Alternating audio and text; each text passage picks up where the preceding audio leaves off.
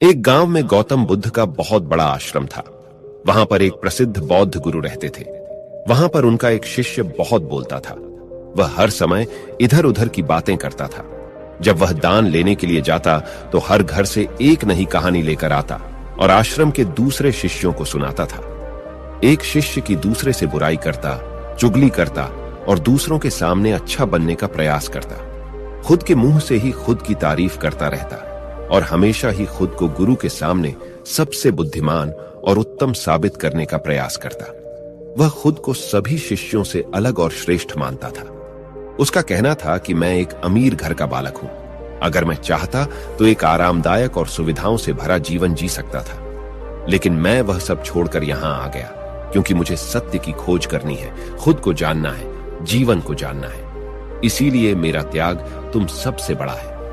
एक दिन गुरु ने आश्रम के सभी शिष्यों को बुलाकर कहा, आप सभी को अगले 1 महीने के लिए कोई ना कोई संकल्प लेना है। इससे आपकी संकल्प शक्ति मजबूत होगी और आप में आत्म शक्ति का संचार होगा। आप सभी अपने सामर्थ्य के अनुसार कोई भी संकल्प ले सकते हैं और यदि 1 महीने से पूर्व आप में से जिसका भी संकल्प टूट जाएगा तो वह अपनी पुरानी दिनचर्या में वापस आ जाएंगे। सभी शिष्यों ने अपनी शक्ति के अनुसार छोटे बड़ा संकल्प लिए और गुरु को अपने अपने संकल्प के बारे में बताकर वहां से चले गए। लेकिन वह शिष्य जो खुद को सबसे अलग और बड़ा दिखाना चाहता था, वह सीधे गुरु की कुटिया में पहुंच गया और बोला, मैं कोई छोटा मोटा संकल्प नहीं लेना चाहता, बल्कि खुद की ही जैसे एक बड़ा और महान संकल्प लेना चाहता हूं। कृपया आप ही बताएं क्या संकल्प लेना चाहिए। उसकी यह बात सुनकर गुरु मुस्कुराए और बोले, क्या तुम मेरे द्वारा दिए गए संकल्प को पूरा कर पाओगे? क्या तुम्हारे लिए उसे पूरा करना संभव होगा? शायद नहीं, वह तुम्हारे लिए संभव नहीं है। तुम उसे पूरा नहीं कर पाओगे, इसीलिए तुम खुद ही कोई संकल्प ढूंढो। शिष्य ने कहा, नहीं गुरुदेव, आप जो भी संकल्प मुझे देंगे मैं जरूर उसे पूरा करूंगा। गुरु ने कहा, ठीक है, तो तुम अगले 1 महीने तक चुप रहोगे, मुंह से एक शब्द भी नहीं निकालोगे। यही तुम्हारा संकल्प है। शिष्य ने कहा, गुरुदेव, यह भी कोई संकल्प है? यह तो बहुत ही आसान है। 1 महीने तक चुप ही रहना है। आप कोई बड़ा संकल्प दीजिए जो मेरी योग्यता के लायक हो, जिसे पूरा करने में मुझे समस्या हो। गुरु ने कहा, पहले तुम इस संकल्प को तो पूरा करके दिखाओ। शिष्य ने गुरु की बात मान ली और वह उसी समय चुप हो गया और पलटकर कुटिया से बाहर चला गया। उसे चुप रहना बहुत आसान लग रहा था। उसने एक दिन तो जैसे तैसे चुप रहकर काट लिया, लेकिन दूसरे दिन से उसके मन में ना बोलने का बोझ बढ़ने लगा। तीसरे दिन उसे भारीपन महसूस होने लगा और चौथे दिन उसके अंदर एक अजीब सी बेचैनी होने लगी, क्योंकि आसपास आश्रम के सभी शिष्य एक दूसरे से बातें कर रहे थे। वह भी अपना पक्ष उनके सामने रखना चाहता था, उनकी बोलती बंद कर देना चाहता था, लेकिन उसका संकल्प उसके आर पार आ रहा था। इसीलिए वह पूरे दिन सिर्फ मुंह और आंखें बनाता रहता। इसी तरीके से कुछ दिन और बीते और वह शिष्य बीमार गिर गया। उसका सिर फटा जा रहा था। उसका खाने पीने तक का मन नहीं कर रहा था। वह सिर्फ बोलना चाहता था। वह गुरु के पास गया और उनके सामने बैठकर लिखकर उन्हें बताया, गुरुदेव, मैं बोलना चाहता हूं, बिना बोले। मुझे सांस नहीं आ रही, मेरा दम घुटता जा रहा है, मैं अंदर ही अंदर पागल हुआ जा रहा हूं। मैं क्या करूं? संकल्प तोड़ दूं क्या? यह पढ़कर गुरु मुस्कुराए और बोले, संकल्प तो तोड़ने के लिए ही होते हैं, लेकिन जो अपने संकल्प को पूरा कर लेता है वही अपनी आंतरिक शक्ति को बढ़ाता है, और जो अपनी आंतरिक शक्ति को बढ़ा लेता है वह समाज और जागृति की राह पर आगे बढ़ जाता है। संकल्प का लेना भी तुम्हारे हाथ में था और इसे तोड़ना भी तुम्हारे ही हाथ में है। तुम्हारे बहुत से भाई अपने संकल्प को तोड़कर अपनी पुरानी दिनचर्या पर वापस आ चुके हैं। अगर तुमसे नहीं हो पा रहा तो तुम भी संकल्प तोड़कर अपनी पुरानी दिनचर्या पर वापस जा सकते हो। लेकिन याद रहे, अगर आज तुम इस छोटे से संकल्प को नहीं संभाल पा रहे तो तुम अपनी बाकी की पूरी जिंदगी को कैसे संभाल सकोगे? बाकी फैसला पूरी तरह से तुम्हारे हाथों में है। गुरु की यह बात उस शिष्य के दिल में चोट कर गई। वह बिना कुछ बोले वहां से वापस चला गया और खुद को अपनी कुटिया में बंद कर लिया। वह केवल अपने जरूरी कामों के लिए ही कुटिया से बाहर निकलता, बाकी सारे समय कुटिया के अंदर ही बैठा रहता। 15 दिन बीत चुके थे और आश्रम के लगभग सभी शिष्यों का संकल्प अब तक टूट चुका था, लेकिन उसका संकल्प अभी भी जारी था। संकल्प लेने के बाद से अब तक उसने एक शब्द भी नहीं बोला था। सारा आश्रम हैरान था कि इतना बोलने वाला इंसान चुप कैसे हो गया। 15 दिन बीतने के बाद वह दोबारा अपने गुरु के पास गया और लिखकर बताया है, गुरुदेव, मैं बाहर से तो चुप हूं, लेकिन मेरे भीतर बहुत सी आवाजें हैं, बहुत सी चीख पुकार और शिकायतें हैं। मैं अंदर ही अंदर बात करता रहता हूं। मेरा मन तरह तरह के प्रश्न पूछता रहता है। मैं बाहर से जितना मौन हूं, भीतर से उतने ही शोर शराबे से भरा हुआ हूं। क्या इस तरह से मेरा संकल्प अभी भी जारी है? गुरु ने कहा, हां, तुम्हारा संकल्प अभी भी जारी है, लेकिन जब तक लोगों की यह आवाजें तुम्हारे कानों में पड़ते रहेंगी, तुम्हारा मन बोलता रहेगा, क्योंकि इसे तो आदत है बोलने की। तुम भले ही बाहर से चुप रहो, लेकिन तुम अंदर ही अंदर बोलते रहोगे। तुम्हें इन बातों से, इन आवाजों से दूर जाना पड़ेगा। शिष्य गुरु को प्रणाम कर वहां से चला जाता है और सुबह होते ही अपनी कुटिया छोड़कर जंगल की तरफ चला जाता है। कई दिन बीत जाते हैं, संकल्प का समय भी पूरा हो जाता है, लेकिन शिष्य लौटकर नहीं आया। आश्रम में सभी को डर था कि कहीं जंगली जानवर ने उसे खा ना लिया हो। इस बीच उसे ढूंढने की बहुत कोशिश की गई, लेकिन वह कहीं नहीं मिला। सभी गुरु भाइयों ने मान लिया था कि जंगली जानवरों ने उसे अपना शिकार बना लिया है, लेकिन गुरु को ऐसा नहीं लगता था। एक दिन आश्रम का एक अन्य शिष्य गुरु के पास आया और बोला, गुरुदेव, हमारे उस अधिक बोलने वाले भाई के साथ क्या हुआ होगा? क्या जानवर ने उसे मार दिया होगा? गुरु ने कहा, हो सकता है कि जानवरों ने उसे अपना शिकार बना लिया हो, लेकिन उसके न लौटने की एक दूसरी वजह भी हो सकती है। शायद उसे वह मिल गया है जिसके लिए वह गया था। फिर शिष्य ने पूछा, गुरुदेव, क्या ज्यादा बोलना इतना हानिकारक होता है? गुरु ने कहा, इंसान के जीवन के बहुत सारे दुखों में से एक दुख यह भी है कि वह कभी चुप नहीं रह सकता। हमेशा कुछ ना कुछ बोलता ही रहता है। सिर्फ हमारे बोलने के कारण हमारे आधे से ज्यादा दुख पैदा होते हैं। परिवार के अधिकतर झगड़ों की वजह हमारा बेमतलब बोलना ही होता है। हम में से कोई भी चुप नहीं रहना चाहता। हम बस सामने वाले को सुना देना चाहते हैं। जो भी हमारे मन में है, सब निकालकर उसके मन में बैठा देना चाहते हैं। उसे समझा देना चाहते हैं कि देख, तू गलत है और मैं सही। और इस तरीके से सब एक दूसरे की सड़ी गली बातों को ग्रहण कर रहे हैं। इस तरीके से सुनने और सुनाने का यह काम जिंदगी भर चलता रहता है। लेकिन इस नासमझी में हम अपना समय, अपना जीवन, अपनी समझ और सबसे महत्वपूर्ण व कीमती पल जो जिए जा सकते हैं, जिनको अनुभव किया जा सकता है, जिनमें आनंद को प्राप्त किया जा सकता है, यह सब खो देते हैं। लेकिन इसके बदले हमें मिलता क्या है?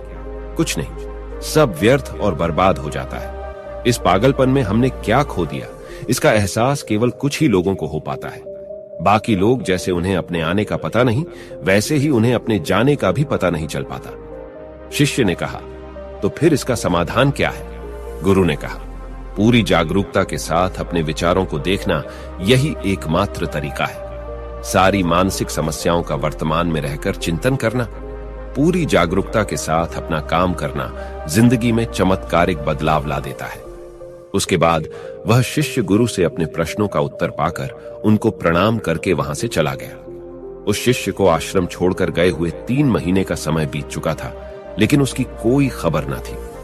अब तक तो सभी गुरु भाइयों ने भी उसके वापस लौटने की उम्मीद छोड़ दी थी, लेकिन एक दिन वह आश्रम लौट आता है। उसे देखकर सभी के आश्चर्य और खुशी का ठिकाना न रहा। लेकिन अब वह नहीं था जो यहां से गया था। वह कुछ और ही बनकर वापस आया था। उसके अंदर एक गजब का बदलाव महसूस किया जा सकता था।